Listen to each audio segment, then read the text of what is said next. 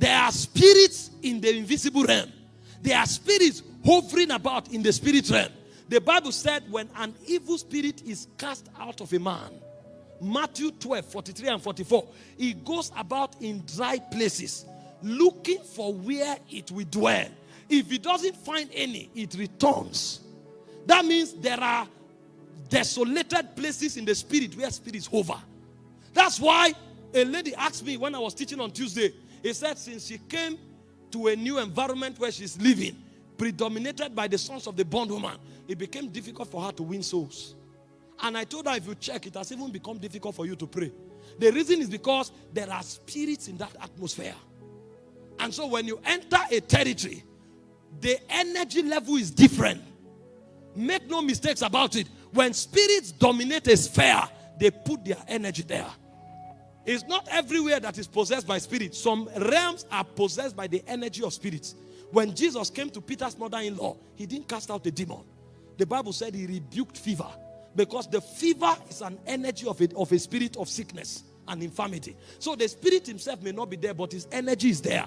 The same way the energy of a spirit can dominate a man, the energy of a spirit can dominate an atmosphere. Why do you think you come into a service moody, but after a while, when the worship is intensified, you start jumping and shouting? You didn't come into the service shouting.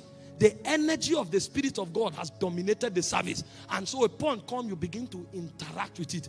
The reason you are excited is because you are receptive to that. You received it. The same way you can enter a place and the energy of immorality will dominate. If you don't know how to fight and shut out those energies, they will be planted into your soul. And the first victory you have here, you will lose it. I've known people who went for NYC in 21 days, they were disflowered. Because they stepped out of one energy and entered another energy. I've known people who went into a business and in the first 1 month they became liars.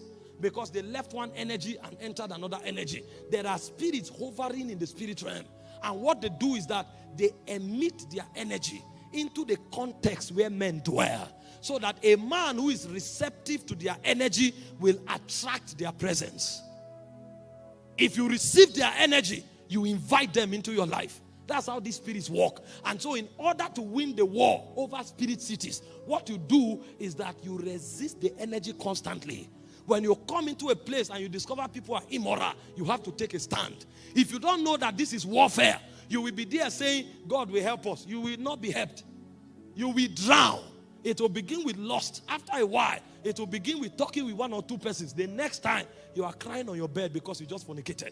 You didn't know how to resist that city, that energy, because you didn't know that there was a spiritual city there.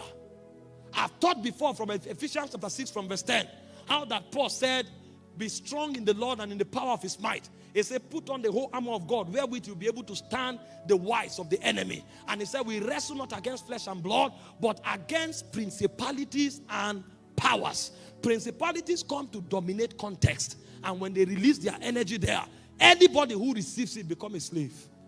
So the second city you must dominate is the spirit cities. Most times, the physical environment we live derive their reality from the spirit city. That's why you hear names like Egypt in the Bible. At first you think it's a country. Later you discover it's a spirit city. Because what Egypt wants to do is to stop the worship of God. You hear Babylon the Great. At first you thought it's a country. A point come, you now discover it's a city in the spirit.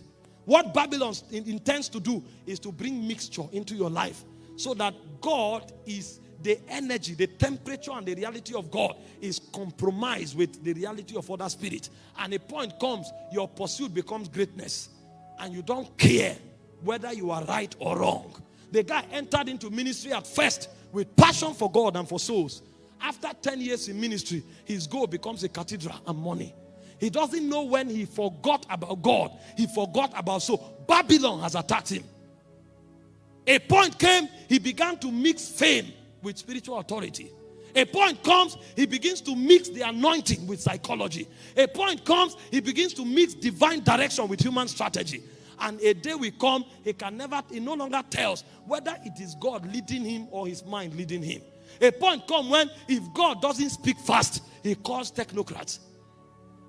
And so Babylon has entered. Babylon brings mixture. And the reason he will do that is because his focus is no longer God. It's now about greatness. That's why it's called Babylon the Great. Compromise God and we give you greatness.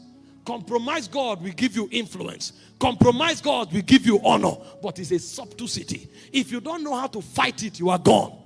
A day comes, you forget about evangelism. You start doing music concert. And even the music concert is not censored by the Spirit. You know people love music. And so anything you do that gets people's attention is good. A point comes, it's no longer about prayer and fasting and evangelism. It becomes about comedians. And you say, when they come, we win them to Christ. You don't know when mixture sets in. And then the comedian comes and waters down the doctrine. The comedian comes and waters down sacred and hallowed things. The things that we dread, they play with them.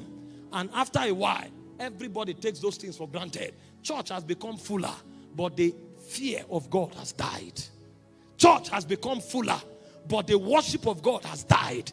Church has become fuller, but the power of prayer has died. When you were few, everybody was a prayer warrior. When you were few, when you prayed, the hall vibrated. But now you are 1 million, and when you are praying, even the flies in the hall doesn't notice. We were in a biannual conference of one of the biggest church bodies in Nigeria. They say people should pray. Over 100,000 people were praying. You couldn't hear the prayer. If you were there, you would sleep off because the energy died. Great men show up. Mighty men show up. All the black Jews were assembled. Even the testimonies that were shared, all of them were in 1980. Because it was in 1980 that the energy of God was strong. Now, God's voice has been mingled with human strategy. Now, the pursuit of intimacy have been replaced with the pursuit of influence and cathedral. There is nothing wrong in building cathedral, but if you allow God grow you organically, it is better. When you don't censor Babylon out of what you are doing and you allow that mixture happen, you will receive the same thing God gives, but the reality will be different. The Bible said it's the blessings of the Lord that make it rich and added no sorrow. That means even the devil blesses. The difference is that when the devil blesses, sorrow is added. So God builds cathedrals, devils also build cathedrals. God gives fame, devil also gives fame. Did you not read about Jesus? When he returned with the power of the Spirit, the Bible said his fame went abroad. So God gives fame, but demons also give fame. If you allow Babylon, you will receive fame, but you will not know that you have lost God. We fight